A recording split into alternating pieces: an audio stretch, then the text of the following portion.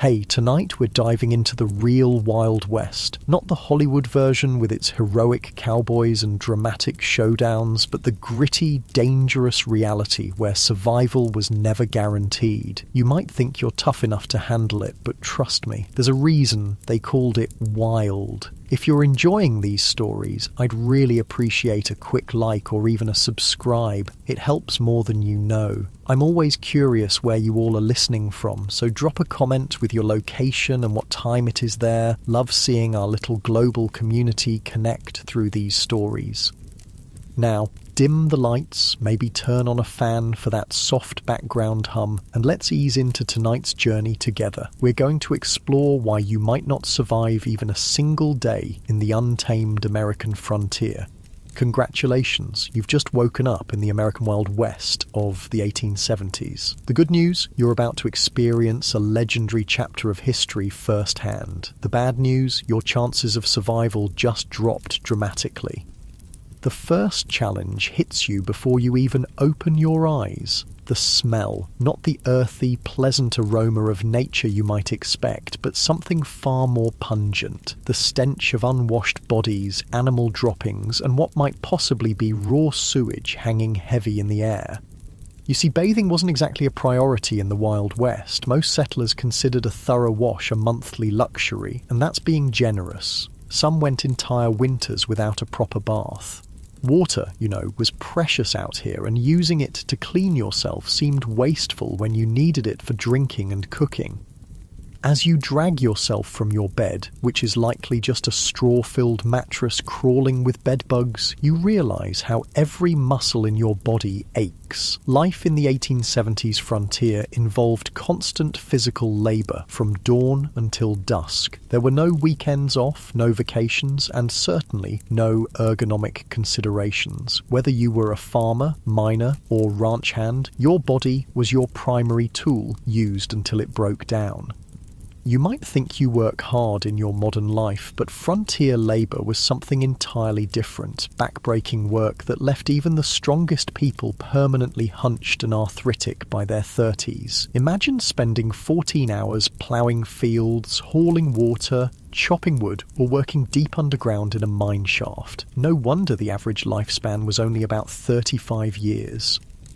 Standing on the dusty floor, you notice the chill in the air. If it's winter, your cabin might be 20 degrees below freezing inside. If you had a fireplace, you'd have let it burn down overnight to save precious fuel. Good luck finding central heating or thermal underwear in this century.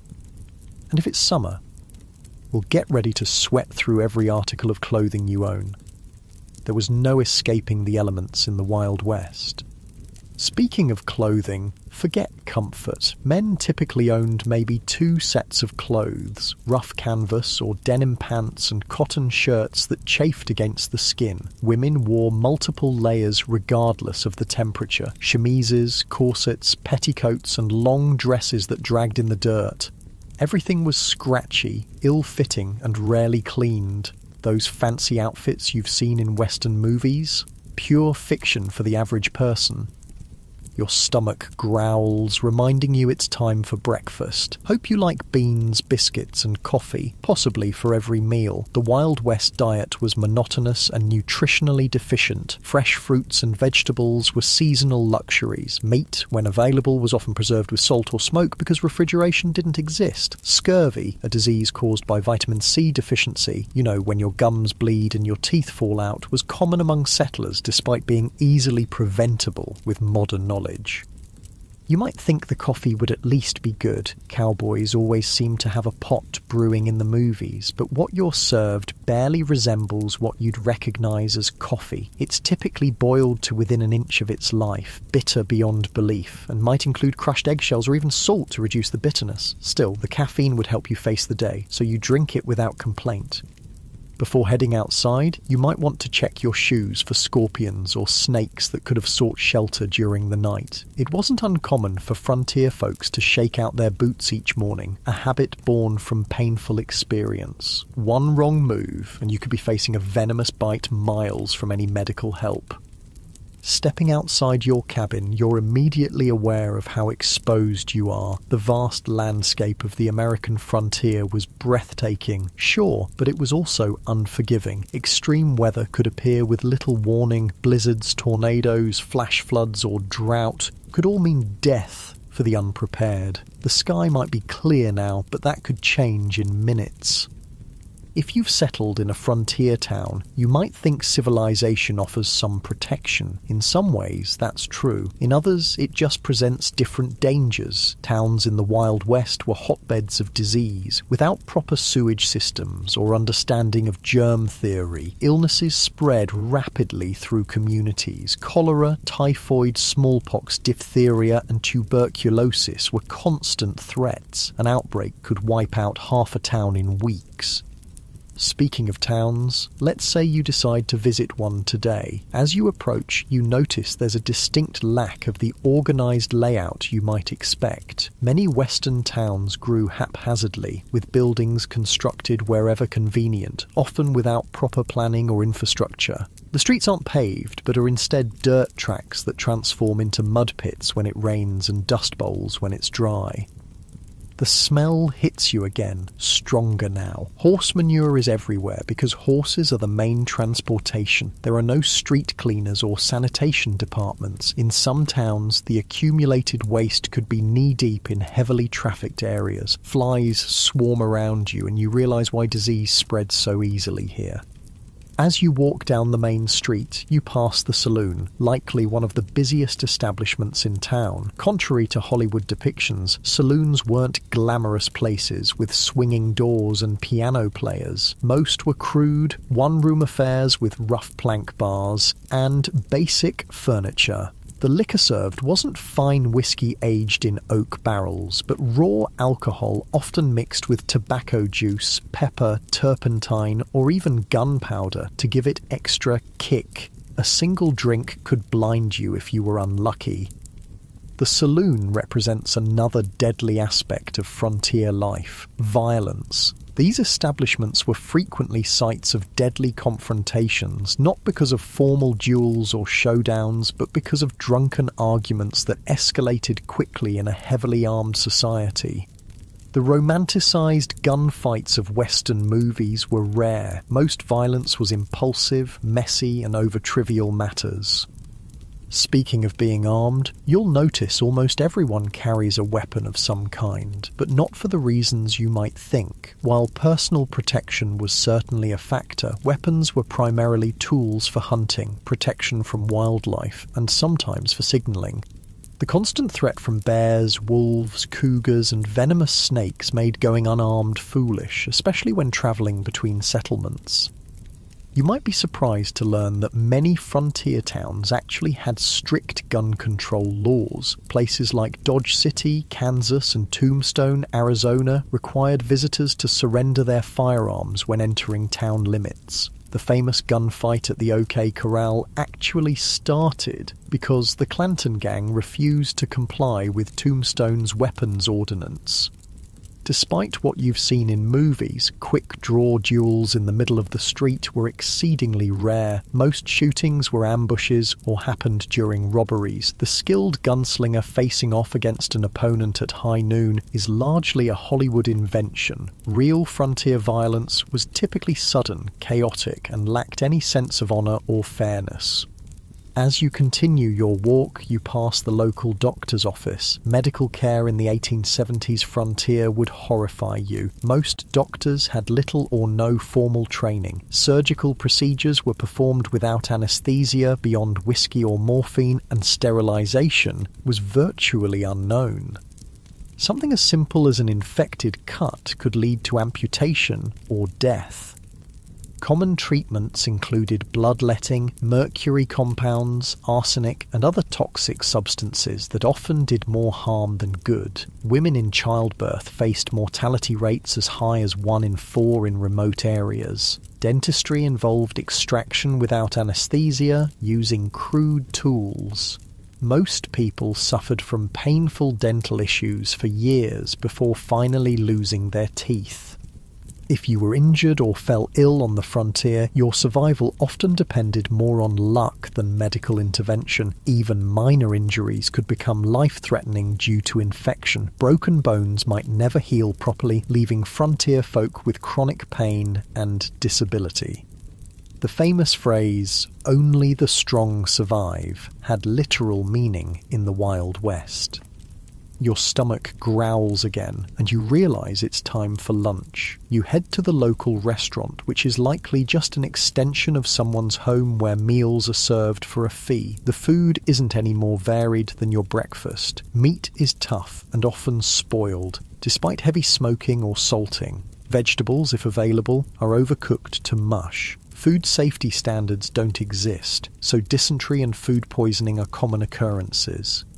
While eating, you overhear conversations about recent Indian attacks, outlaw gangs, or the danger of travelling alone, while Native American violence against settlers was far less common than portrayed in popular culture. In fact, settlers and the US military were far more likely to be the aggressors. The frontier was still a place of conflict. The systematic displacement of indigenous peoples created tensions that sometimes erupted into violence on both sides.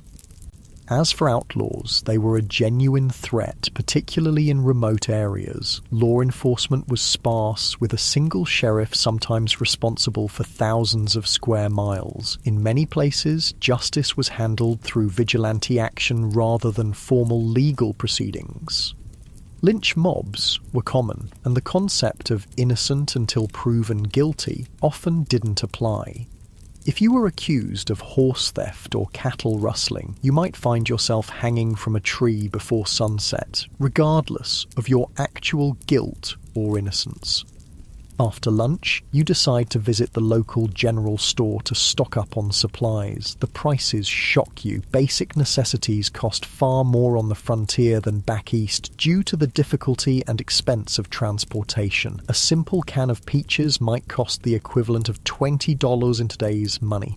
Many settlers spent most of their income on essential supplies with little left over for comfort or luxury. The store offers another glimpse into frontier reality, the isolation. Mail delivery was infrequent and unreliable. Newspapers might be weeks or months out of date. Information travelled slowly, and you might go years without news from family back east. Many settlers never saw their relatives again after moving west. The psychological toll of this isolation contributed to high rates of depression, alcoholism, and suicide among frontier populations. As the afternoon wears on, you notice dark clouds gathering on the horizon. Weather on the frontier wasn't just uncomfortable, it could be deadly. Without modern forecasting, storms arrived with little warning. Blizzards could strand travellers, leading to freezing deaths. Tornadoes destroyed entire communities with no emergency services to assist survivors. Flash floods washed away wagon trains. Droughts ruined crops and caused starvation. If you were lucky enough to have a proper home, it provided minimal protection. Most frontier dwellings were hastily constructed from whatever materials were available. Sod houses on the plains, log cabins in forested regions, or simple wooden structures in towns. None were particularly effective against extreme weather. Winter temperatures inside could drop below freezing. Summer heat was often unbearable, especially in attics or upper floors where many people slept. As the storm approaches, you decide to head back to your cabin before it hits. On the way, you pass a group of men heading to work at the local mine. Mining was one of the deadliest professions on the frontier. Underground cave-ins, toxic gas exposure, explosions from improperly handled blasting powder, and machinery accidents claimed countless lives. Miners also suffered from long-term health issues like black lung from coal dust or mercury poisoning from gold processing.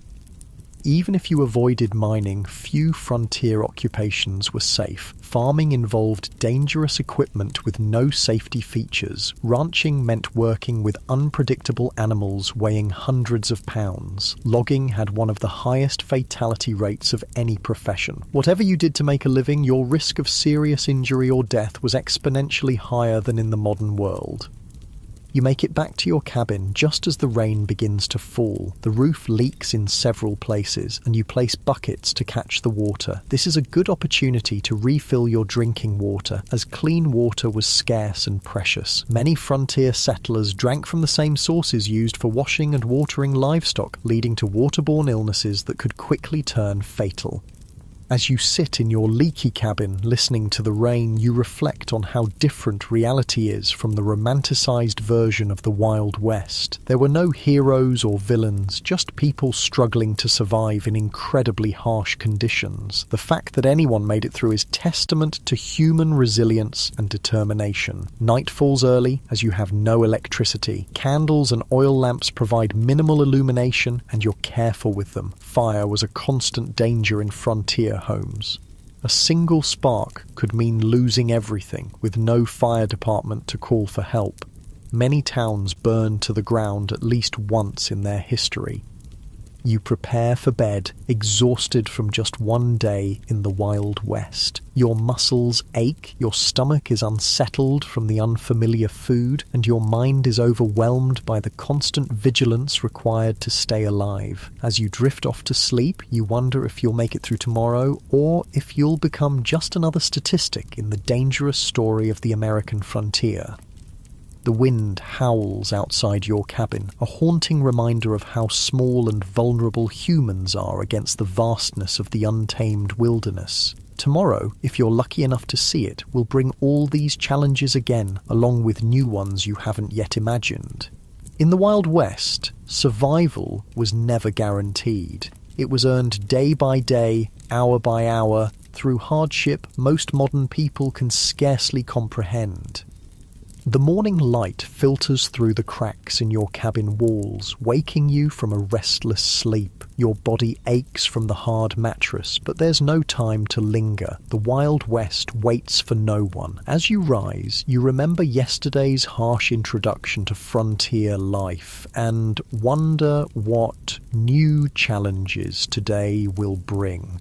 Let's say you decide to leave town today to travel across the frontier. Whether you're heading to another settlement, joining a wagon train west, or simply exploring, travel in the 1870s was an entirely different experience than what you're used to. The good news is that by this time, the Transcontinental Railroad had been completed, connecting the east and west coasts of America. The bad news? Unless you were relatively wealthy or travelling between major cities, you probably couldn't afford to use it. Most frontier folks travelled by horse, wagon, or simply on foot. If you owned a horse, consider yourself fortunate. Horses were expensive to buy and maintain, putting them out of reach for many settlers. A good horse might cost the equivalent of several months' wages. Then you needed saddles, bridles, feed, and veterinary care, though veterinary care often meant shooting the animal if it broke a leg or developed certain illnesses.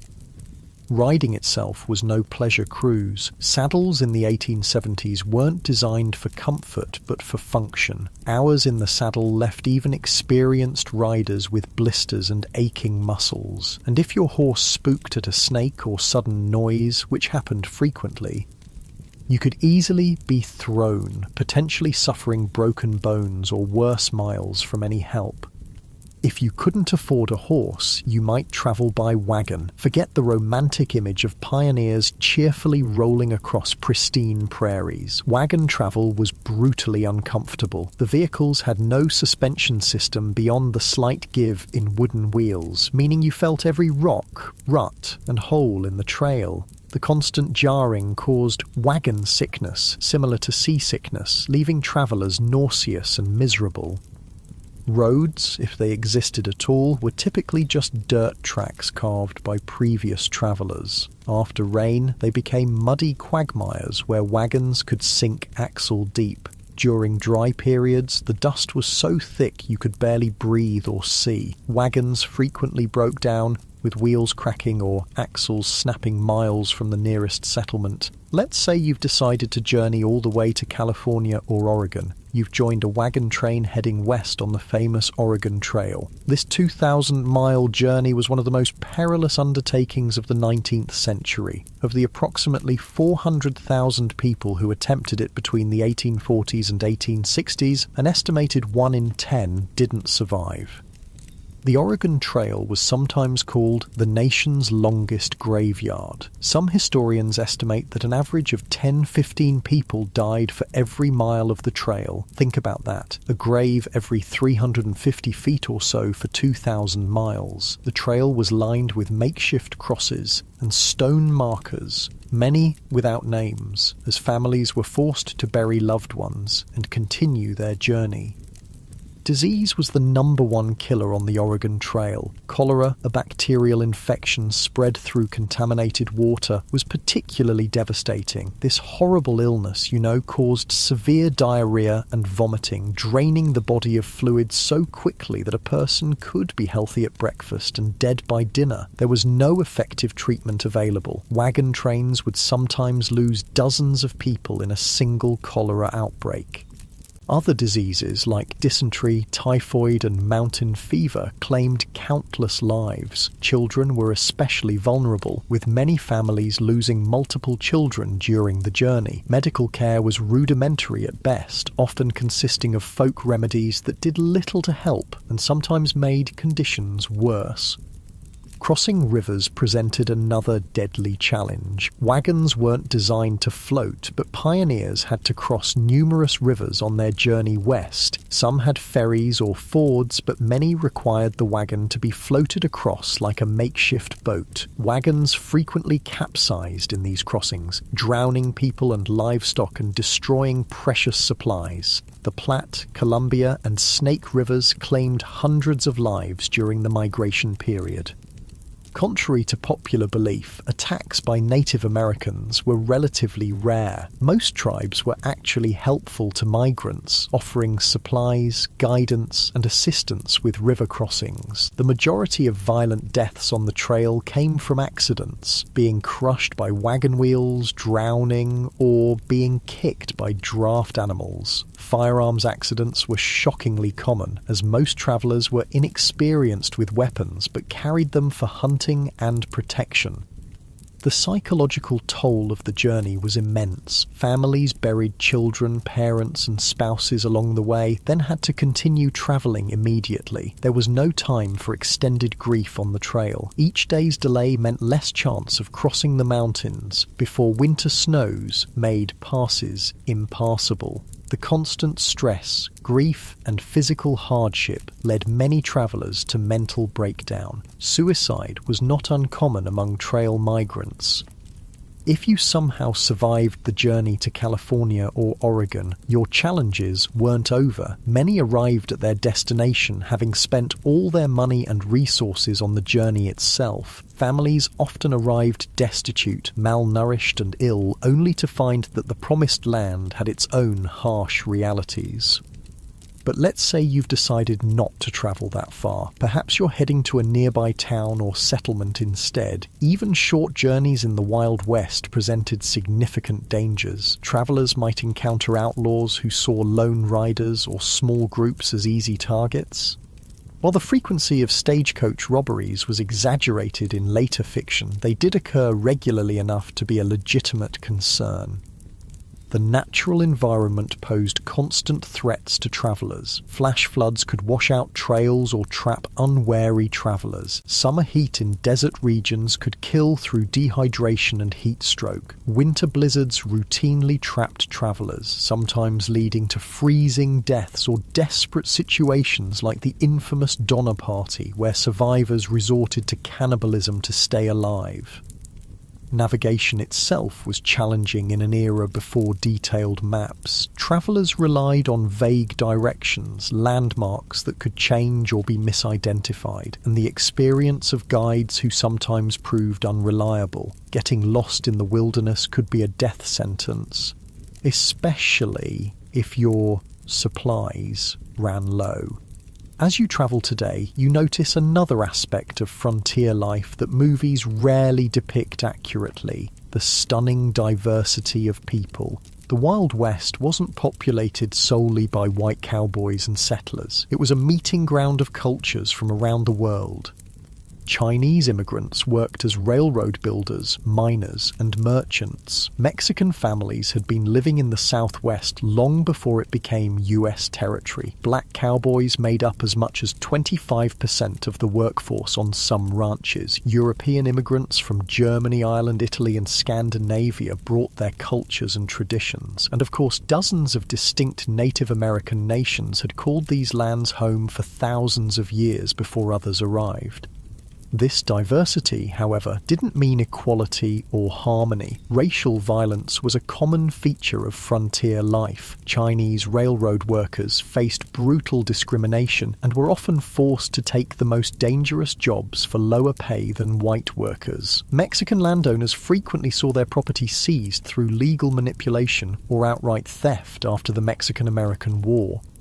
Black Americans who moved west hoping to escape Southern discrimination often found frontier racism just as entrenched, if different in form. Despite their crucial contributions to ranching, mining, and building frontier communities, they were frequently excluded from economic opportunities and social acceptance. For Native Americans, the expansion of white settlement was nothing short of catastrophic. The indigenous population of North America, once numbering perhaps 15 million people, had been reduced to fewer than 300,000 by 1900. Disease, warfare, forced relocation, and the deliberate destruction of their food sources, particularly the buffalo, decimated numerous tribes and nations.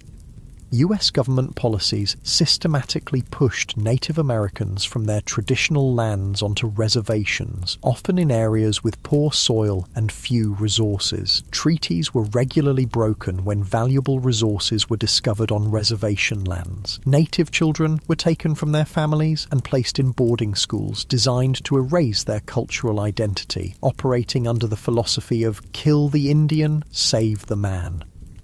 The romanticised cowboys versus Indians narratives of later films grossly misrepresented the complex interactions between settlers and indigenous peoples. Many native nations initially tried to accommodate newcomers and adapt to changing circumstances. Violence typically erupted after repeated treaty violations, encroachment on tribal lands, or deliberate provocations. As you continue your journey, you ponder another group whose experience differed markedly from Hollywood depictions: women on the frontier.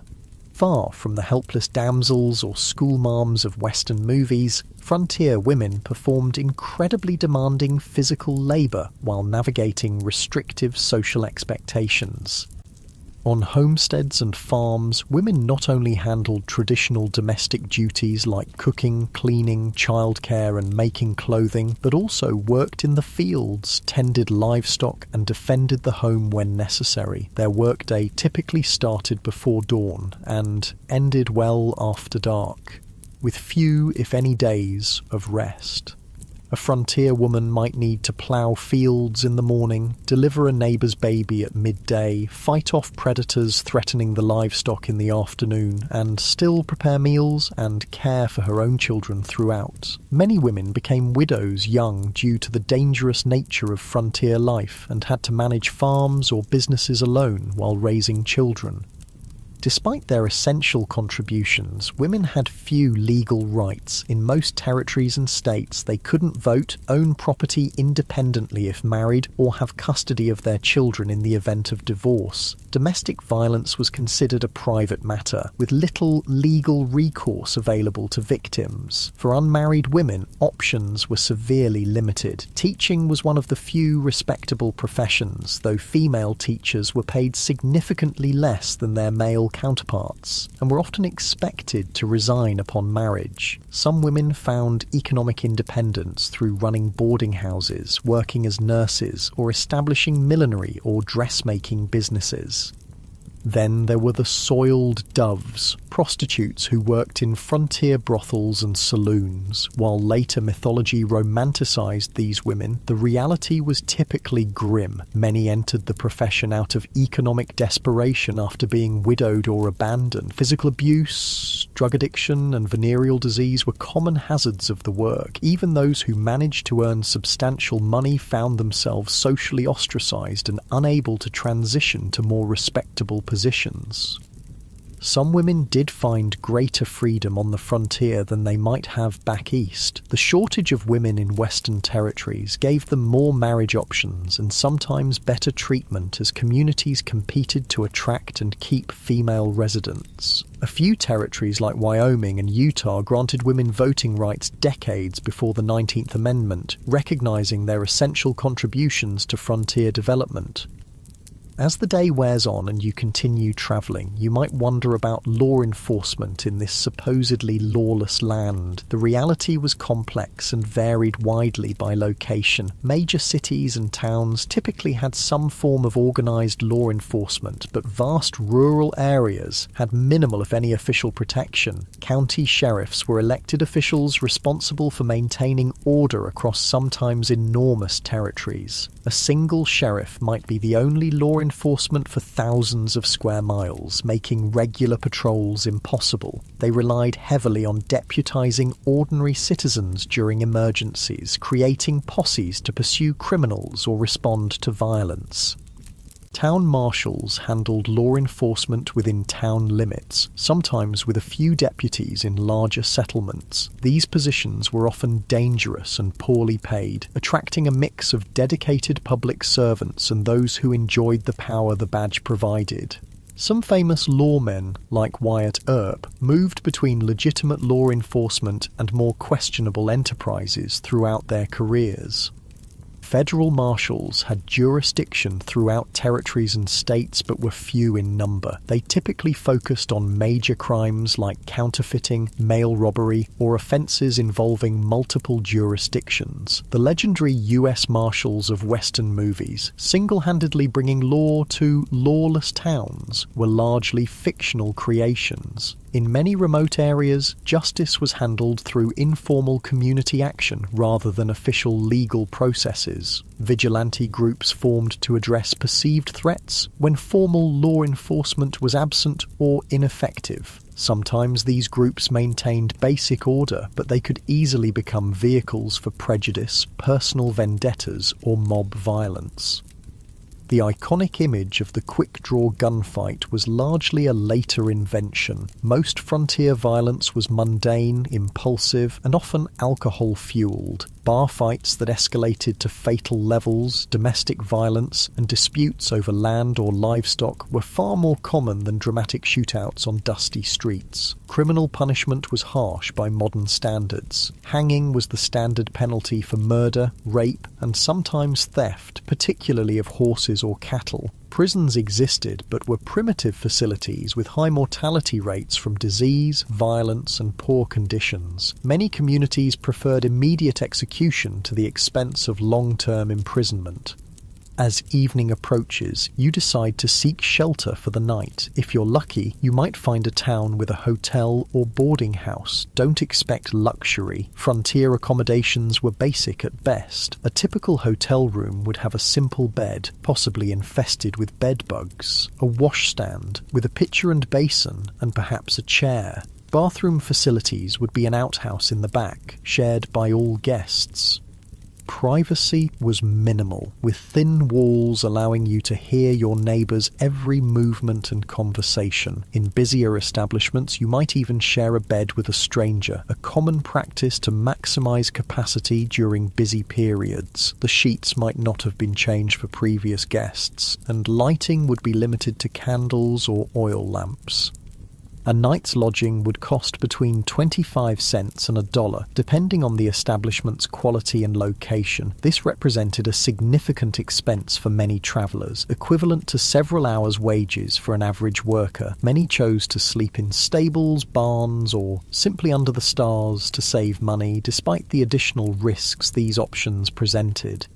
If you were travelling through more remote areas, you'd likely camp for the night. This meant building a fire, assuming you could find enough fuel, preparing a meal from your limited supplies, and sleeping on the ground with minimal protection from the elements or wildlife. Indigenous peoples, experienced travellers, and military scouts had sophisticated techniques for safe camping, but the average settler often made dangerous mistakes.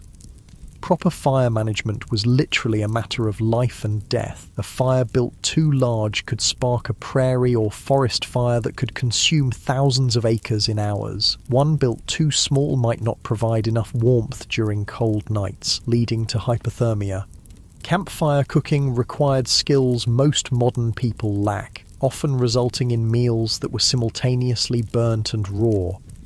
As night falls fully and you prepare to sleep, the sounds of the frontier darkness surround you. Coyotes howl in the distance, unfamiliar birds call, the wind whispers through grass or trees. For people accustomed to modern light and noise pollution, the profound darkness and strange sounds of wilderness nights often triggered intense anxiety. Many travellers slept poorly on the frontier, not just because of physical discomfort, but from fear of the unknown dangers that might lurk in the darkness. Native attacks, though rare, often occurred at dawn when sleepers were at their most vulnerable. Predators like wolves, bears, and mountain lions might investigate camps looking for food. Venomous snakes and scorpions sought warm places to rest, sometimes including a sleeper's bedroll. Even if no actual threats materialized, the psychological stress of constant vigilance took its toll. Frontier diaries frequently mention exhaustion not just from physical labor, but from the mental strain of perpetual alertness. Modern people, accustomed to locks, alarms, and the security of dense population, would find the vulnerability of frontier sleeping arrangements profoundly disturbing. As you drift towards sleep, you reflect on the day's journey. Travel in the Wild West bears almost no resemblance to its sanitized, romanticized portrayal in later entertainment. It was grueling, dangerous, and uncomfortable beyond what most modern people could endure. The skills required from navigation without maps to making emergency repairs to handling firearms safely took years to develop, and mistakes were often fatal. The darkness deepens and the sounds of night creatures grow louder. Tomorrow will bring new challenges if you survive the night. Perhaps you'll reach your destination, or perhaps you'll become just another unmarked grave along the trail. One more statistic in the perilous story of westward expansion. The Wild West forgave no weakness and offered no second chances. Every day survived was a victory against overwhelming odds. The new day dawns on the frontier, and you've somehow survived the night, a victory in itself in the Wild West. As you rub the sleep from your eyes and stretch your aching muscles, you contemplate what direction your frontier experience might take today. Perhaps you'll try your luck in one of the booming mining towns where fortunes are supposedly made overnight. You've heard stories of the California gold rush, the Nevada silver strikes, and the Colorado mining booms. Tales of ordinary men finding nuggets the size of chicken eggs and becoming wealthy overnight have drawn hundreds of thousands west. What these stories don't mention are the brutal realities awaiting those who chase mineral dreams. Let's say you decide to try your hand at mining. What would that actually entail? First, you'd need to stake a claim, which means finding unclaimed land with potential mineral deposits, increasingly difficult by the 1870s, as the easiest and richest areas were claimed years earlier. If you were lucky enough to find a promising spot, you'd need to register your claim at the nearest government office and pay the required fees, which could be substantial. Then the real work would begin, and it was some of the most physically demanding labour imaginable. For placer mining, searching for loose gold in streams, you'd spend hours bent over in ice-cold mountain water, sifting through sediment with a pan or sluice box. Your hands would crack and bleed from constant exposure to water and rough materials. Your back would ache from the hunched position, and after all that effort, you'd be lucky to find a few tiny flakes of gold worth pennies. If you ventured into hard rock mining, digging for veins of ore in the mountains, the dangers multiplied exponentially. Tunneling into unstable rock without modern safety equipment or engineering knowledge led to frequent cave-ins that crushed miners where they stood. Poorly ventilated shafts filled with toxic gases like carbon monoxide, odourless but deadly, suffocating miners who had no warning of the danger. Blasting with black powder or dynamite to break through rock was incredibly hazardous. Miners frequently lost fingers, hands, eyes, or lives when charges detonated prematurely or thrown rock fragments became deadly projectiles. The thunderous noise and constant percussion of blasting left many with permanent hearing loss. Even if you avoided immediate catastrophes, the long-term health effects were devastating. Miners constantly inhaled fine rock dust, leading to silicosis, a painful lung disease that slowly suffocated its victims. Mercury used in gold processing caused neurological damage, tremors, and mental deterioration. Those working in copper or lead mines absorbed toxic metals that accumulated in their bodies, causing chronic illness and early death. The mining industry of the 1870s had virtually no safety regulations or oversight. Mine owners prioritized profit over worker welfare, and injuries were considered an expected part of the job. Medical care for injured miners was minimal and often ineffective. A serious injury typically meant the end of a miner's career and livelihood, with no disability support or workers' compensation available. For all these risks and hardships, what was the likely reward? Despite the mythology of the lucky prospector, the vast majority of miners barely earned subsistence wages. By the 1870s, most worked for large mining companies rather than independently, earning $2 to $3 for a grueling 10 to 12-hour day. Studies suggest that storekeepers, saloon owners, and prostitutes consistently made more money than the miners whose dreams sustained frontier mining towns. Speaking of mining towns, they were notoriously rough places. Imagine a community composed primarily of young single men engaged in dangerous work with few women, families, or civilizing institutions. Alcohol consumption was astronomical. The average mining camp resident consumed several times more alcohol than the typical American today. Violence was commonplace, with fights, stabbings, and shootings occurring regularly. Sanitation in mining camps was typically abysmal. With minimal planning or infrastructure, human waste and garbage accumulated in streets and waterways. Typhoid, cholera, and dysentery spread rapidly in these conditions. During warm months, the stench could be overwhelming, and swarms of flies spread disease from waste to food. If you managed to find valuable ore, you faced the challenge of converting it to cash. Banking in the Wild West was primitive and often predatory. Many mining towns had no banks at all, forcing miners to carry gold dust or ore, making them targets for theft. Some saloons and general stores offered to buy gold, but frequently at rates far below actual value, taking advantage of miners' limited options.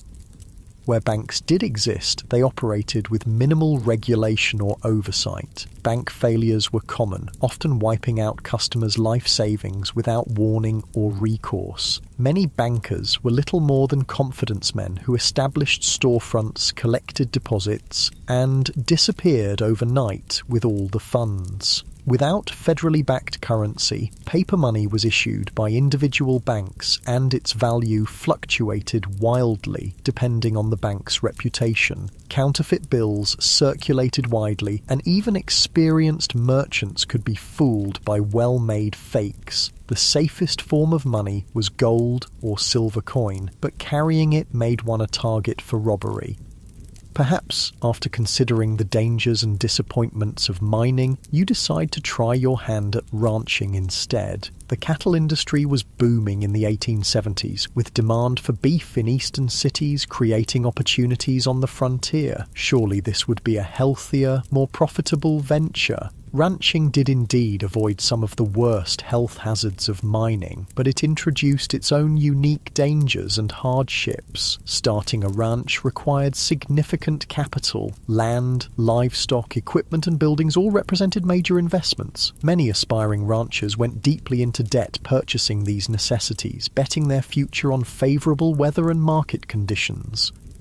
Nature often had other plans. Droughts could wither grazing lands and dry up crucial water sources, forcing ranchers to either watch their cattle starve or sell at devastating losses. Harsh winters could kill entire herds, as happened in the infamous Great Die-Up of 1886 to 1887, when up to 90% of cattle on northern ranges froze or starved to death during unusually severe weather.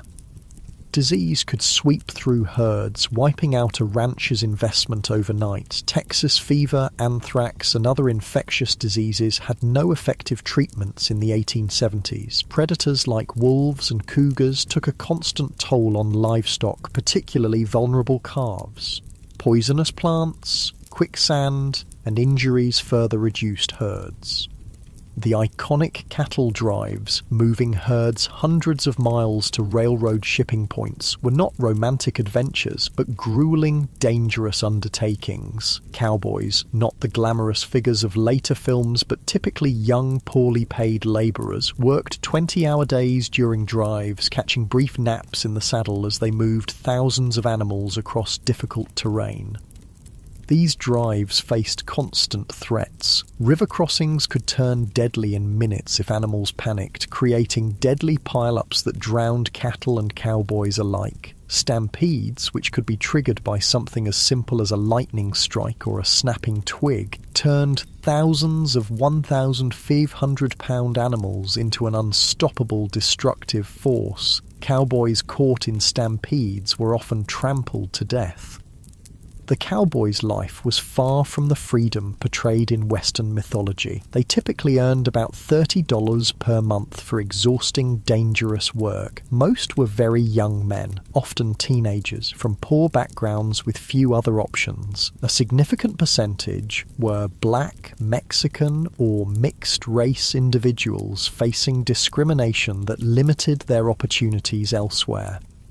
Their diet on the trail consisted mainly of beans, salt pork, and biscuits, with minimal fresh food. Medical care was limited to whatever the trail cook might know about folk remedies. Injuries, common in such dangerous work, often went untreated until they became life-threatening. Many cowboys died young from injuries, exposure, or violence. Perhaps ranching doesn't appeal after all. What about farming? Surely growing food, the most fundamental of human activities, would offer a more stable and less dangerous way of life on the frontier. The Homestead Act of 1862 had opened vast areas of the West to settlement, offering 160 acres free to anyone who would live on and improve the land for 5 years. This seemed like an incredible opportunity, a chance for people with little money to become landowners and build independent livelihoods. The reality proved far more challenging than the promise. First, 160 acres might sound substantial, but in the arid regions that comprised much of the available land, it was often insufficient to support a family. Traditional eastern farming methods failed in these environments, where rainfall was a fraction of what pioneers were accustomed to.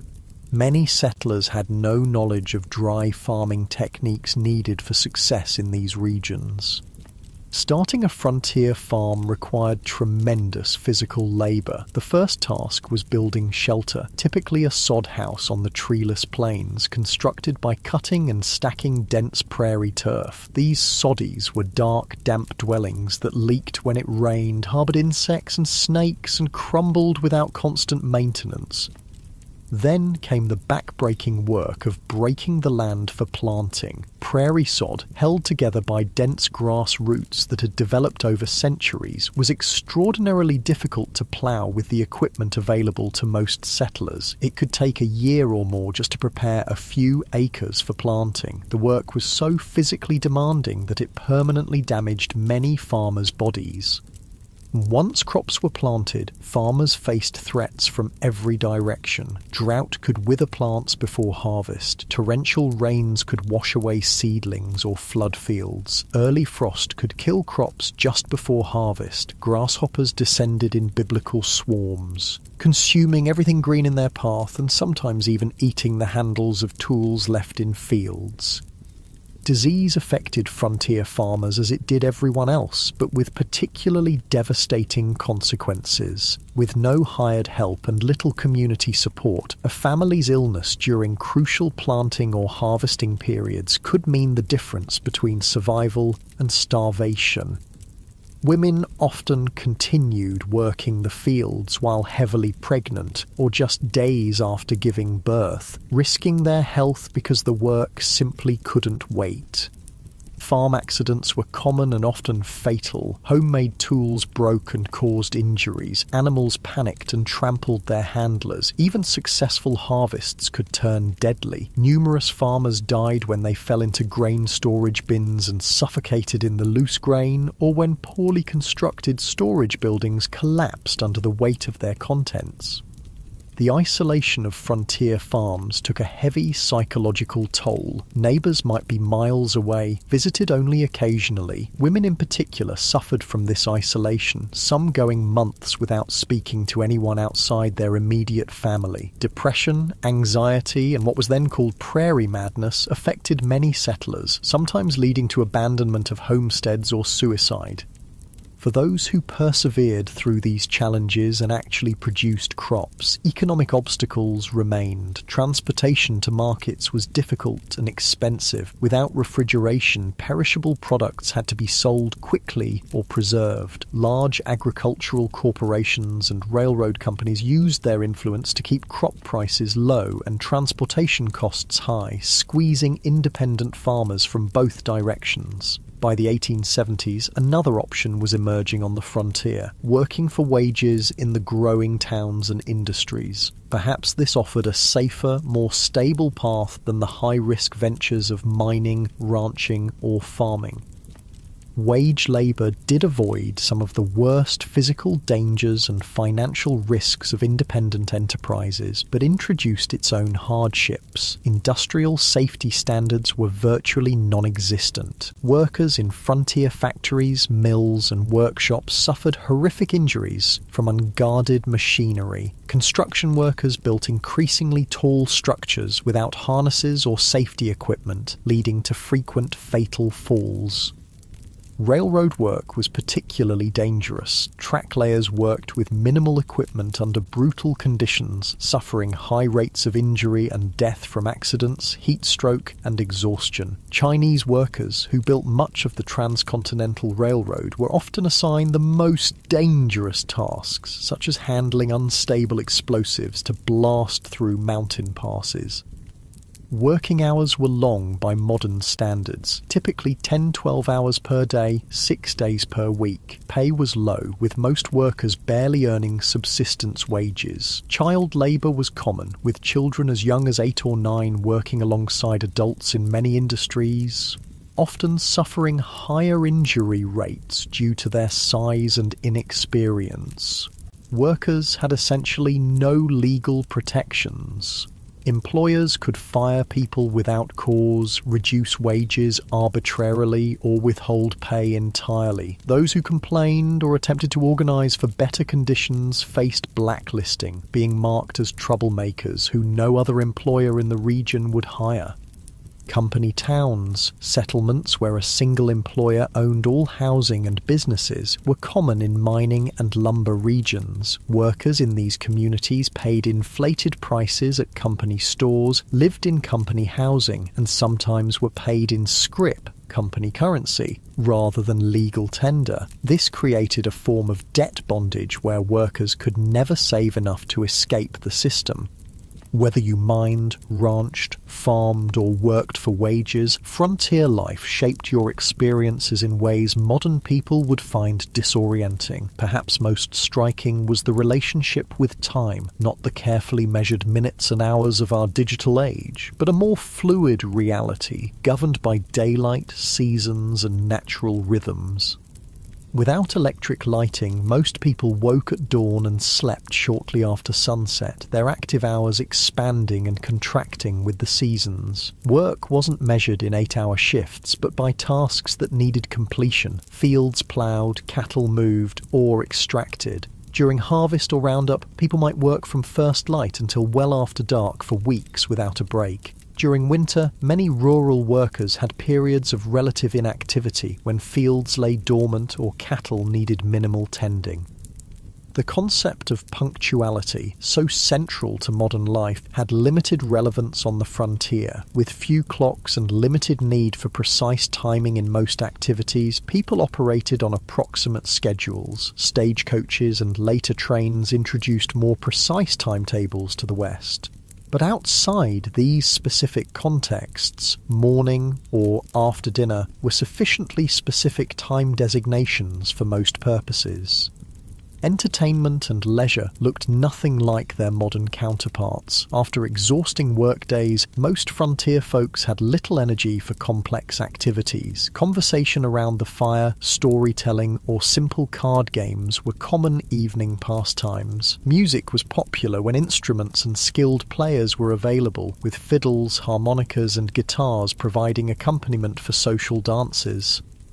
Reading material was precious and often shared among entire communities. A single book might be read aloud to gatherings of neighbours or passed from family to family until it fell apart from use. Newspapers, when available, were read repeatedly, with every advertisement and notice scrutinised for information about the wider world. Organised sports existed, but in simpler forms than today. Baseball was gaining popularity, played with minimal equipment on makeshift fields. Horse racing, wrestling, and shooting competitions provided both entertainment and opportunities to demonstrate valuable skills. Children played games that required little or no equipment: tag, hide and seek, and variations of stickball that could be played with found objects. Holidays and community celebrations took on great importance as rare opportunities for socialising and recreation. 4th of July celebrations might draw people from miles around for picnics, speeches, games, and dancing. Harvest festivals marked the successful completion of the year's most critical work. Religious holidays provided both spiritual meaning and welcome breaks from routine. As the day draws to a close, you find yourself reflecting on the relentless challenges of frontier life. Every aspect required harder work, involved greater risk, and offered fewer comforts than its modern equivalent. The people who survived and sometimes thrived in these conditions possessed qualities that modern society rarely demands: extraordinary physical endurance, practical skills applicable to countless emergencies, and psychological resilience in the face of constant hardship and loss.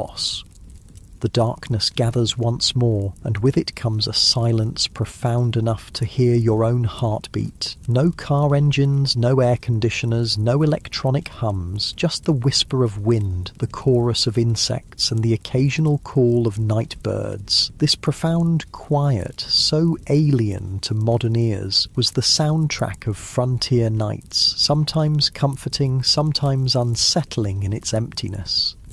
As you drift towards sleep, you wonder if you would have had what it took to survive here, not just for a day or a week, but for years and decades. The people who shaped the American West, for better and worse, were not the idealized heroes of later fiction, but complex individuals facing extraordinary challenges with the limited resources and knowledge of their time. Their story, stripped of romanticism, is one of human endurance against conditions that would break many of us today.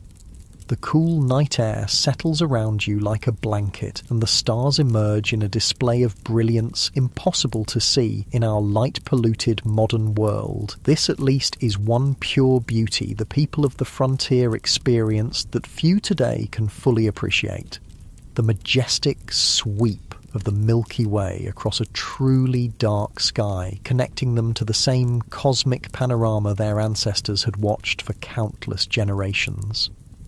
Morning arrives again in the Wild West, and with it comes hunger, a constant companion on the frontier. Food in the 1870s, West bore little resemblance to the varied, convenient diet you're accustomed to in the modern world. Let's explore what keeping yourself fed would actually entail in this harsh environment.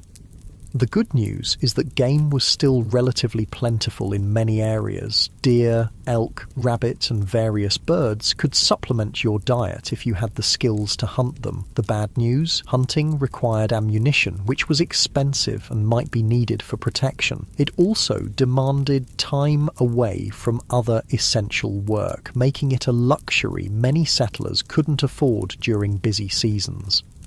Most frontier families relied heavily on foods they could grow, preserve, or purchase in bulk. The staples of the frontier diet were beans, corn, and pork, dense in calories but monotonous and nutritionally incomplete. Fresh fruits and vegetables were available only in season, a few months at most, and winter diets often contained no fresh produce whatsoever.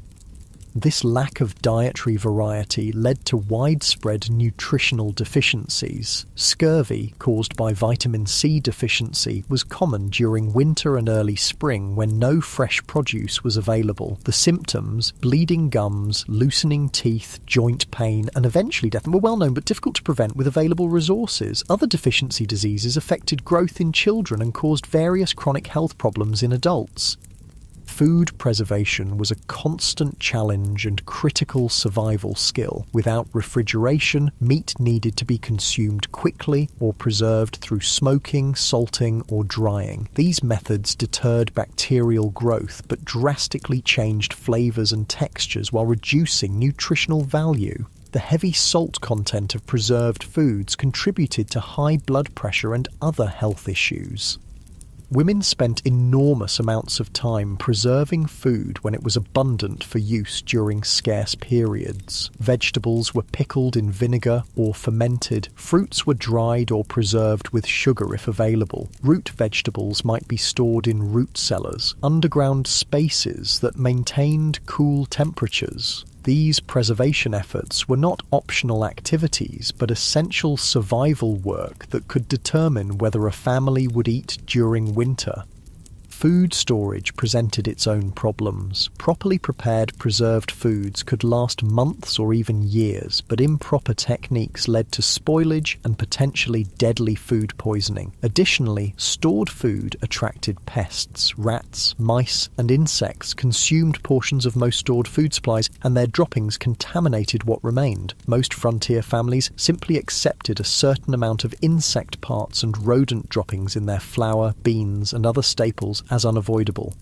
Cooking itself was far more labour-intensive than modern people can easily comprehend. Meals were prepared over open hearths or wood-burning stoves that required constant attention and fuel. In wood-scarce prairie regions, women and children might spend hours gathering buffalo chips, dried manure, or twisted grass to burn as cooking fuel. Water had to be hauled from wells or streams, often hundreds of pounds per day for cooking, cleaning, and drinking.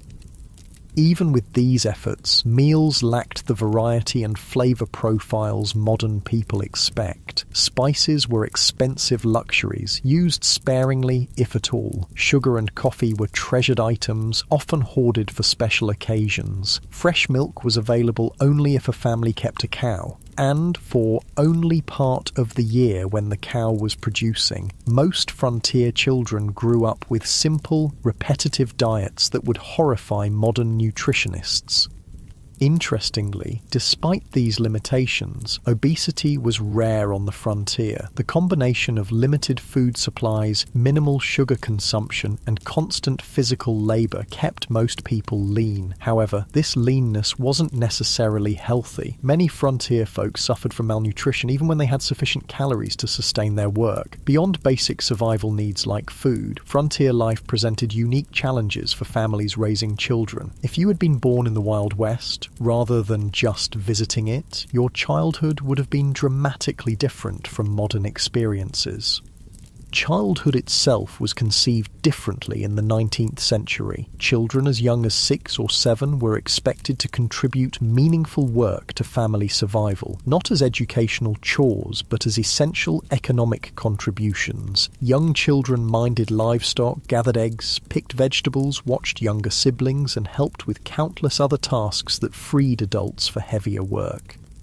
By age 10 or 12, most frontier children worked alongside adults at nearly adult capacity. Boys followed fathers into fields, barns, or workshops, learning skills through direct participation rather than formal instruction. Girls worked with mothers, learning the complex domestic skills necessary for frontier homemaking. Not simple housekeeping, but the production of essential goods like clothing, preserved food, candles, and soap. This early adulthood extended to other areas of life. Children were not sheltered from the harsh realities around them. They witnessed births, deaths, slaughtering of animals, and the sometimes violent conflicts of frontier communities. They were expected to understand and adapt to these realities, rather than being protected from them. Education, as modern people understand it, was limited and inconsistent on the frontier. In established towns, schools might operate for a few months each year, typically during winter when agricultural work was minimal. One teacher, often barely educated themselves, might be responsible for students ranging from 5 to 17 years old, all studying in a single room. Physical conditions in these schools were challenging. Buildings were poorly insulated, leading to freezing conditions in winter and stifling heat in warmer months. Supplies were minimal, perhaps a few shared textbooks, slates for writing that had to be constantly erased and reused, and minimal paper that was treated as a precious resource. Corporal punishment was the standard disciplinary approach, with whippings or beatings administered for infractions as minor as whispering or failing to memorize assigned material. In more remote areas, formal schooling might not exist at all. Some families conducted home education using whatever books were available, but many frontier children received only the most basic literacy and calculation skills, if that. Their education focused instead on practical knowledge, how to predict weather, track animals, prepare soil for planting, treat common injuries, and perform the countless other tasks essential for survival. Child mortality remained devastatingly high throughout the frontier period. Approximately 1 in 4 children died before reaching adulthood, with the highest risk in the first 5 years of life. Diseases that modern medicine easily prevents or treats, measles, diphtheria, scarlet fever, whooping cough, routinely killed or permanently disabled young children. Accidents claimed many more, as child safety was a foreign concept in an era where survival demanded risk-taking. The psychological impact of this mortality on both children and parents is difficult for modern people to comprehend. Most children grew up watching siblings die. Parents expected to lose children and often gave the same name to a subsequent child if an older sibling died young. A practice that seems strange today, but reflected the different relationship with mortality in an era when death was an everyday presence. Perhaps nothing illustrates the gulf between frontier and modern life more clearly than approaches to health and medicine. If you became ill or injured in the 1870s West, your experience would bear almost no resemblance to modern healthcare. The first difference would be the absence of professional medical care in most situations. Doctors were scarce, with many communities having none at all. Those who did practice on the frontier often had minimal training, perhaps a brief apprenticeship or a few months at a medical college. Their knowledge reflected medical science of the era, which still relied heavily on theories like humoral balance that had more in common with medieval medicine than modern practice.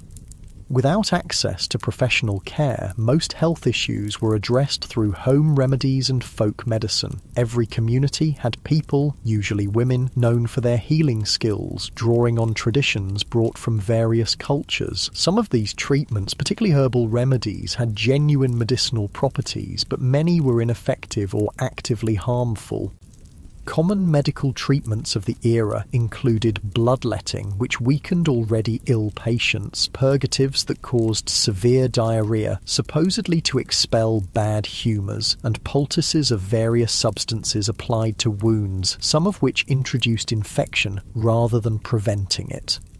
Laudanum, a tincture of opium, was widely used for pain, leading to addiction in many cases. Mercury compounds were prescribed for numerous conditions despite their toxicity. Even when treatments had some validity, impure medications caused problems. Without pharmaceutical regulations or standardization, commercially sold medicines varied wildly in potency and often contained dangerous contaminants. Many patent medicines marketed as cure-alls contained primarily alcohol, providing temporary relief through intoxication rather than addressing underlying conditions. Surgery in frontier conditions was particularly horrific. Without effective anesthesia, beyond alcohol, whiskey, or opium, patients endured excruciating pain during procedures. Sterilization was unknown or inconsistently practiced, leading to rampant post-surgical infections. Amputation was the standard treatment for serious limb injuries, performed with saws and knives that might be wiped clean but never properly sterilized. Childbirth represented perhaps the starkest contrast between frontier and modern medical experiences. Women typically gave birth at home, attended by a midwife if one was available, or female relatives if not. Without prenatal care, many complications weren't identified until labour was underway. Breech births, hemorrhage, and other emergencies that modern medicine handles routinely often resulted in the death of mother, child, or both. Maternal mortality rates on the frontier were approximately 1 death per 100 births, more than 100 times higher than in developed countries today. Many women approached each pregnancy knowing it might be their last experience in life. Men's diaries and letters from the period frequently mention the heartbreaking reality of raising children alone after losing wives in childbirth. The combined impact of inadequate nutrition, constant physical strain, minimal preventive care, and primitive treatment options meant that frontier populations experienced health outcomes more similar to developing nations today than to modern America. Life expectancy at birth was under 40 years, with those surviving childhood likely to suffer chronic health problems by their 50s if they lived that long. Beyond these material hardships, frontier life imposed a form of isolation and disconnection that modern people, accustomed to instant global communication, would find almost unbearable. This isolation shaped frontier psychology and culture in profound ways. Communication with distant family or friends occurred at the speed of physical transportation. Letters took weeks or months to reach recipients, if they arrived at all. News travelled slowly and unreliably, often distorted through retelling. Major events might not become known in remote areas until months after they occurred. This information vacuum contributed to a highly localised worldview where distant events seemed abstract and irrelevant compared to immediate community concerns. The isolation was particularly difficult for those accustomed to more settled environments. Women who had grown up with close female friendships and family networks often found themselves alone for days or weeks while husbands travelled for supplies or work. Their diaries frequently mention crippling loneliness and the psychological strain of having no adult conversation for extended periods. This isolation sometimes led to what contemporary accounts called prairie madness, severe depression, anxiety, and occasionally psychosis triggered by the combination of isolation, constant work, and environmental hardships. Some affected individuals became violent toward family members or committed suicide. Others simply abandoned their homesteads and returned east, unable to endure the psychological pressure of frontier life. Even in established communities, social connections were limited by practical constraints. Visiting neighbours might require travelling several miles each way, a significant undertaking when time was precious and transportation limited to walking or horseback. Formal social gatherings were infrequent, typically centred around church services, seasonal celebrations, or community work events like barn raisings or harvest festivals. Churches played a crucial role in frontier communities beyond their spiritual function. They served as social hubs, educational centres, and mutual aid societies. Even those with limited religious conviction often participated in church activities for the community connection they provided. Religious leaders, ministers, priests, or lay preachers frequently took on roles far beyond religious guidance, serving as teachers, dispute mediators, and community organisers. The establishment of community institutions marked important milestones in frontier development. Building a school, church, or meeting hall represented a commitment to permanent settlement rather than temporary exploitation. These institutions helped transform mining camps or trading posts into towns with collective identities and shared futures. The creation of local governments, rudimentary as they often were, similarly marked transitions from frontier chaos to established community. Frontier communities also developed distinctive forms of mutual aid and collective action necessary for survival in harsh conditions. Barn raisings and house raisings allowed families to complete large construction projects impossible for individual households. Harvest teams moved from farm to farm, ensuring crops were gathered before weather could destroy them. Spontaneous search parties formed when children went missing. These cooperative traditions reflected the practical reality that no individual or family could survive the frontier entirely through self-reliance. This community interdependence existed alongside the individualism that later became mythologized in frontier narratives. Both elements were necessary responses to frontier conditions: self-reliance for daily survival, community cooperation for challenges beyond individual capacity. The tension between these values shaped frontier culture and continues to influence American attitudes toward government, community, and individual responsibility.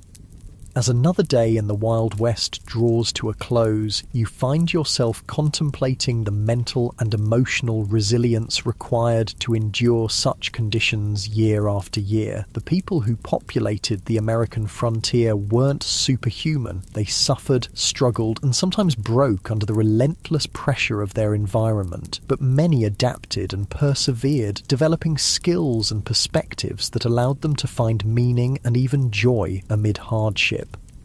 The darkness settles around you once more, bringing with it the profound silence of the pre-industrial night. The day's experiences have given you a glimpse into a world both familiar and utterly alien, a world where survival required constant vigilance, where comfort was rare and luxury almost non-existent, where death was an everyday companion rather than a distant stranger. As sleep approaches, you wonder about the people who chose this life or had it thrust upon them by circumstance. What drove them west? What sustained them through blizzards, droughts, illness, and loss? What would they think of the world their struggles helped create? A world of abundance and security beyond anything they could have imagined, built on foundations they laid through exhausting labour and countless sacrifices. The questions follow you into dreams filled with endless prairies, towering mountains, and the faces of those who tamed the Wild West, not through romantic gunfights, but through the quiet heroism of daily persistence against overwhelming odds. Their story, stripped of Hollywood glamour and frontier mythology, stands as a testament to human adaptability and the extraordinary courage of ordinary people facing extraordinary challenges. Dawn breaks on what will be your final day in the Wild West. As the golden light spills across the landscape, you take a moment to appreciate the raw beauty that drew so many westward despite the dangers and hardships. The frontier was a place of stunning natural grandeur. Vast prairies rippling like oceans, mountains scraping the sky, canyons plunging into the earth's depths. This beauty, at least, wasn't a Hollywood invention. But even this relationship with the natural world differed profoundly from modern environmental perspectives. The frontier mentality viewed nature primarily as a resource to be conquered and exploited rather than preserved or protected. Timber was cut without consideration for regeneration. Game was hunted to the edge of extinction in many regions. Streams were diverted, polluted, or destroyed for mining operations with no thought for downstream consequences. The near extinction of the American bison, buffalo, stands as perhaps the starkest example of this exploitative approach. In the 1700s, an estimated 30-60 million bison roamed North America. By 1884, fewer than 1,000 remained. This devastation wasn't simply the result of hunting for food or hides, though that played a part. It was also deliberate policy, encouraged by the US government as a way to deprive Plains Indian tribes of their primary resource, forcing them onto reservations. General Philip Sheridan, a key military leader in the Plains Indian Wars, reportedly stated, "Let them kill, skin, and sell until the buffalo is exterminated. It is the only way to bring lasting peace and allow civilization to advance." Whether or not he actually spoke these exact words, they accurately reflect government policy of the era. The destruction of the buffalo herds was environmental warfare designed to break indigenous resistance by eliminating their way of life.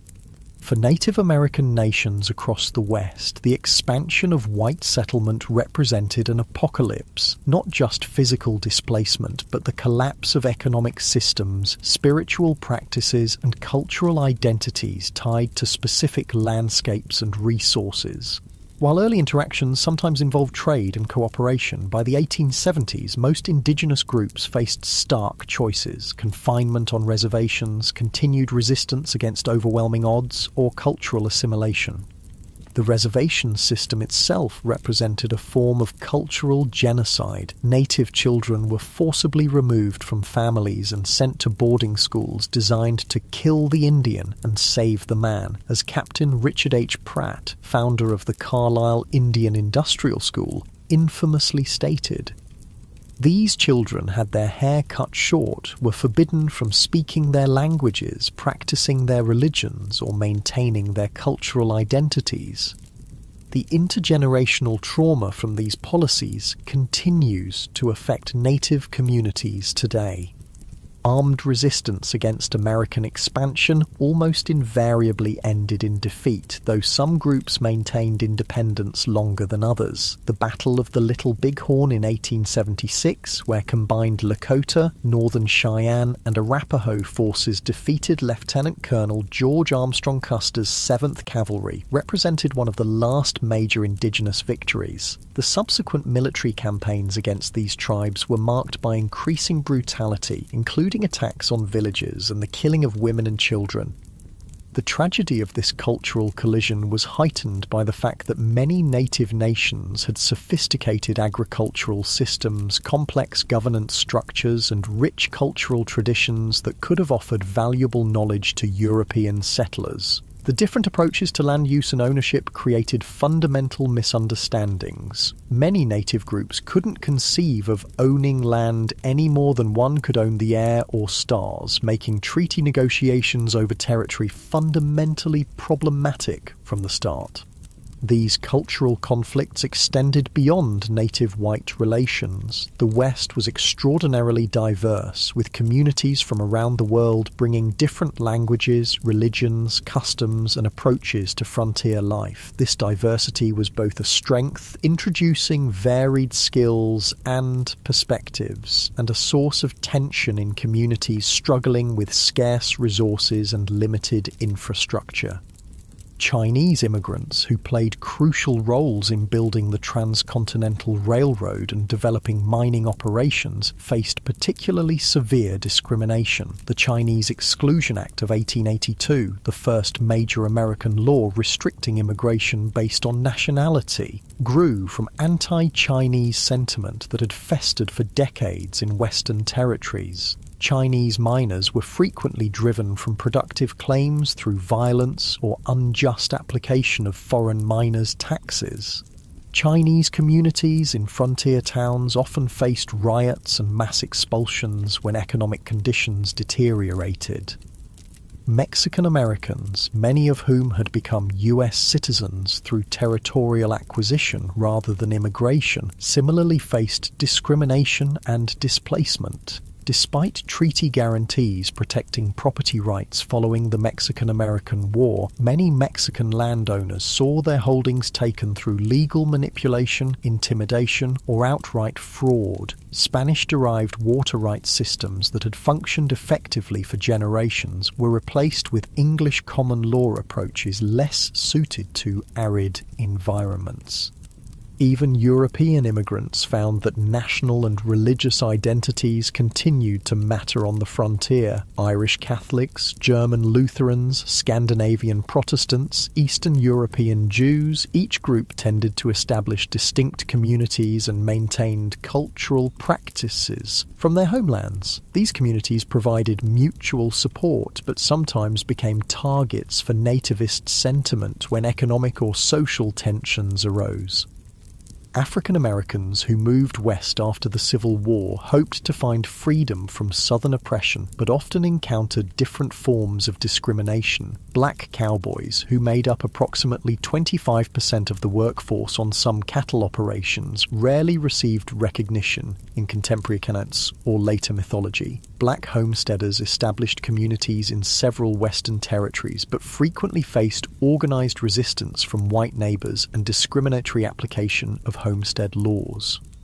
The collision of these diverse groups, each with their own values, practices, and expectations, created frontier communities far more complex and conflict-ridden than later romantic depictions would suggest. The melting pot metaphor popularized in later American mythology obscured both the persistent cultural distinctiveness of various groups and the power imbalances that determined whose cultures would be preserved and whose would be suppressed. As the day progresses, you find yourself in a frontier town undergoing rapid transformation, a transition happening across the West during the 1870s and 1880s. The initial phase of settlement, characterized by individual prospectors, independent farmers, and small-scale enterprises, was giving way to more organized corporate development of Western resources.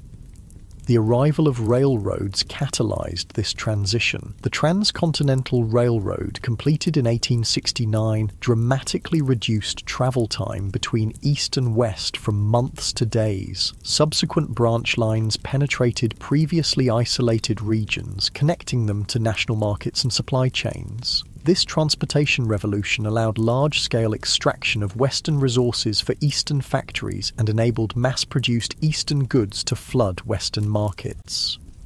These economic connections accelerated the integration of Western regions into national systems, but often disadvantaged small producers. independent miners couldn't compete with large mining corporations that brought industrial methods and capital investment. Family farms struggled against agricultural enterprises operating on vast acreage. Small ranchers found themselves squeezed by cattle companies with investor backing and political connections. Corporate interests increasingly dominated political as well as economic structures. Railroad companies, mining conglomerates, timber interests, and large landholders exercised enormous influence over territorial and early state governments. Water rights, mineral claims, grazing access, and timber concessions were allocated through processes that typically favoured those with financial and political power rather than small operators or community interests.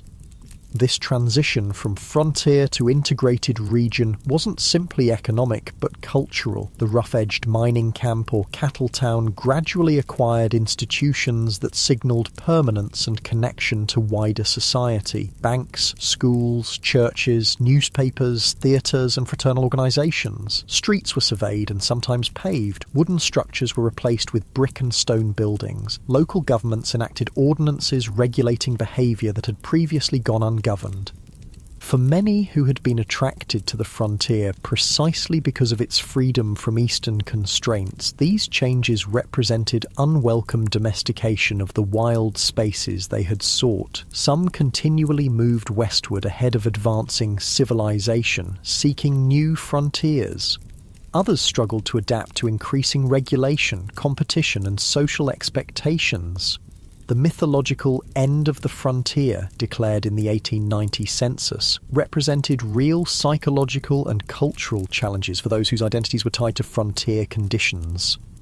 Part of this transformation involved the taming, or at least management, of frontier violence. The iconic gunfighters and outlaws who would later dominate Western mythology operated in a specific historical window when formal law enforcement was establishing itself against pre-existing systems of personal and community violence. By the 1880s and 1890s, professional police forces and court systems had replaced vigilante justice in most established communities, though remote areas still saw occasional eruptions of frontier-style conflict resolution.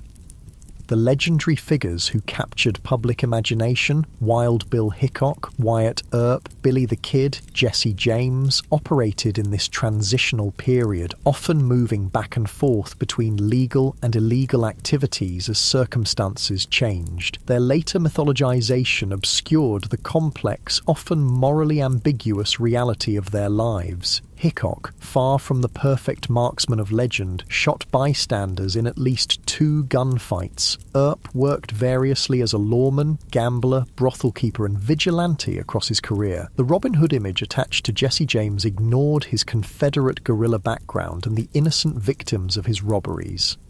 As evening approaches on your final day in the Wild West, you find yourself contemplating the gap between frontier reality and the mythology that would later emerge from it. Why did Americans, and eventually the world, become so fascinated with a romanticized version of this brutal period? What needs did these myths serve, and what truths did they obscure? Part of the answer lies in timing. The most intense period of frontier mythology making occurred precisely as the actual frontier was disappearing. The Wild West shows of Buffalo Bill Cody began in the 1880s, featuring staged reenactments of Indian battles and stagecoach robberies for Eastern audiences, even as railroads, telegraph lines, and formal governance were integrating Western regions into mainstream American society. These performances weren't meant as accurate historical recreations, but as entertainment that resonated with Eastern ideas about the West. The dime novels that popularized exaggerated tales of Western heroes originated not on the frontier, but in Eastern publishing houses, written by authors who rarely had first-hand experience of the regions they described. These formulaic stories emphasized action, clear moral distinctions between heroes and villains, and a vision of the West as a testing ground for American virtues of self-reliance, courage, and individualism. Later, Hollywood westerns further refined and amplified these mythological elements, creating iconic images of lone cowboys, heroic sheriffs, dastardly outlaws, and savage Indians that bore little resemblance to historical reality. These films served psychological and cultural functions beyond entertainment. They offered reassuring narratives about American identity during periods of rapid social change and international challenges.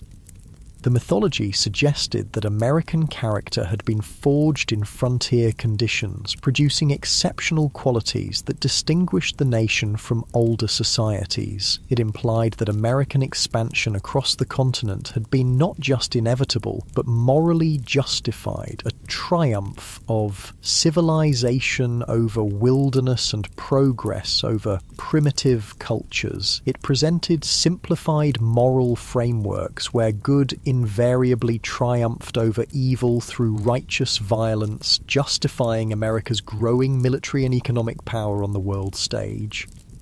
What these myths obscured was the complex, morally ambiguous reality of Western development, the genocide of indigenous peoples, the exploitation of immigrant labor, the environmental devastation, the corporate manipulation of political systems, and the deeply divided community struggling with fundamental questions about identity, governance, and resources. The real West offered no simple moral lessons, but rather a case study in how human societies adapt to challenging conditions, sometimes showing remarkable cooperation and creativity, sometimes descending into exploitation and brutality.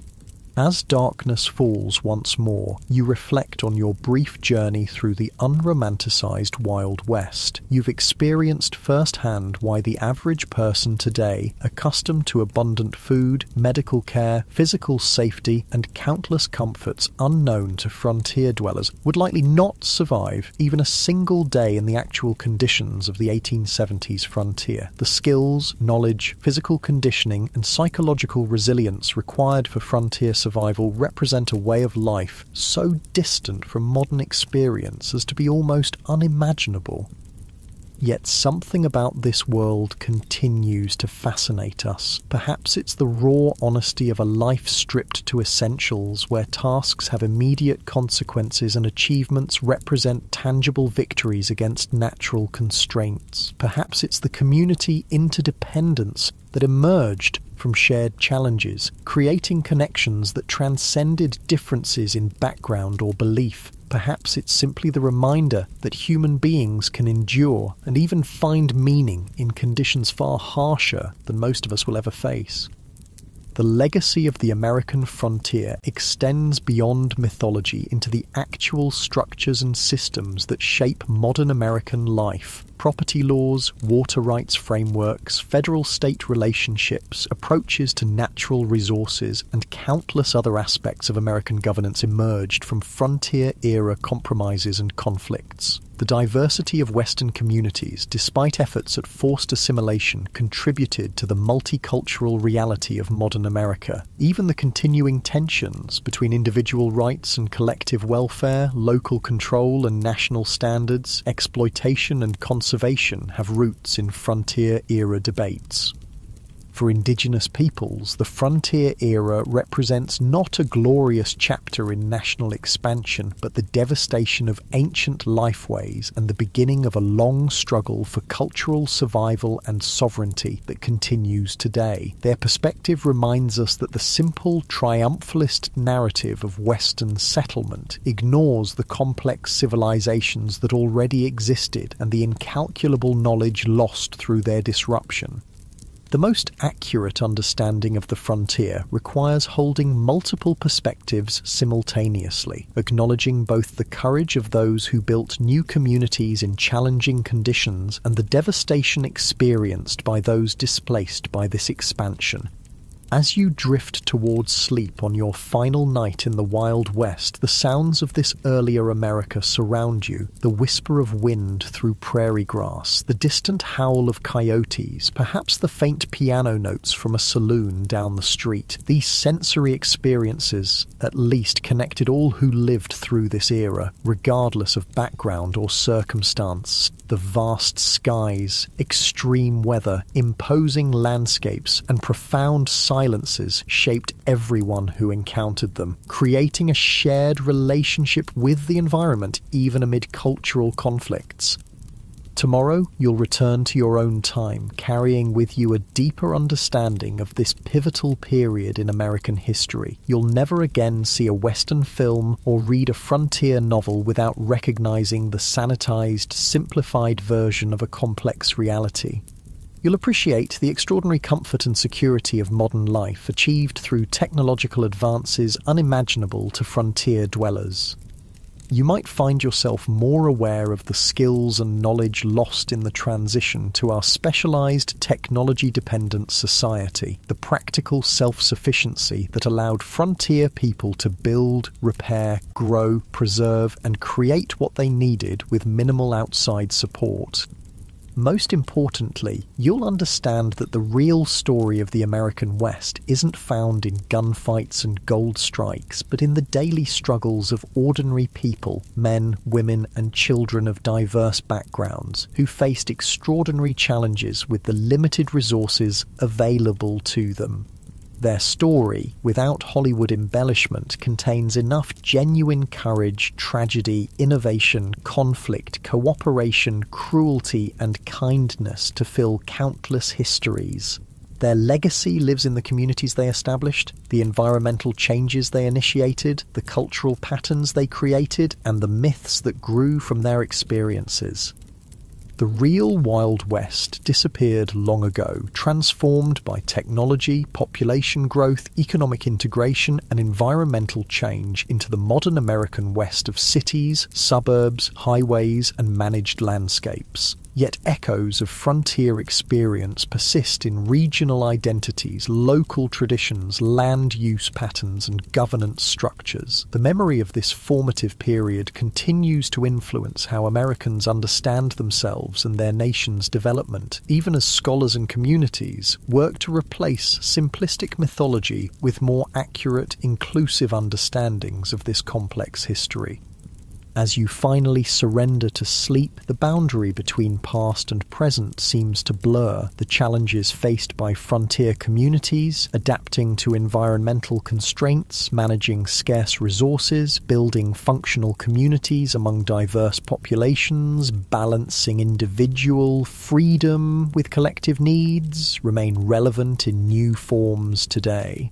Perhaps the greatest legacy of the frontier experience is not a set of answers, but a collection of questions about human adaptation, community formation, and the relationship between people and the natural world, questions each generation must answer anew as circumstances change.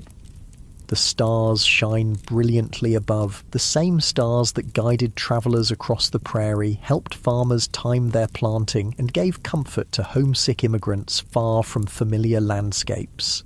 In this moment of connection across time, you feel a fleeting kinship with those who looked upon these same constellations a century and a half ago, wondering what tomorrow would bring in a world where survival was never guaranteed, but life, in all its harshness and beauty, was experienced with an intensity seldom matched in our more comfortable era. Sleep comes at last, and with it dreams of a West both harsh and magnificent, a place where human vulnerability and resilience were displayed in equal measure, where diverse peoples collided and sometimes cooperated in ways that would shape a nation, and where the daily struggle for existence contained moments of transcendent connection with landscapes of breathtaking grandeur. The real Wild West, stripped of romantic illusion, offers a window into human experience at its most elemental, challenging, frightening, and occasionally sublime.